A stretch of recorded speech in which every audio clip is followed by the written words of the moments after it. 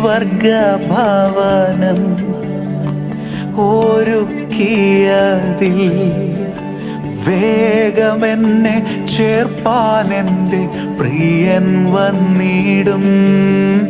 ആ നല്ല നാളിനാ കാത്തിരുന്ന് സ്നേഹമെന്നിൽ ദിനം തോറും വർദ്ധിച്ചിടുന്നേ. എൻ്റെ ഹൃദയത്തെ തോടുവാൻ മുറിവിത്താലോടുവാൻ യേശുവെ പോലാരെയും ഞാൻ കണ്ടതില്ല.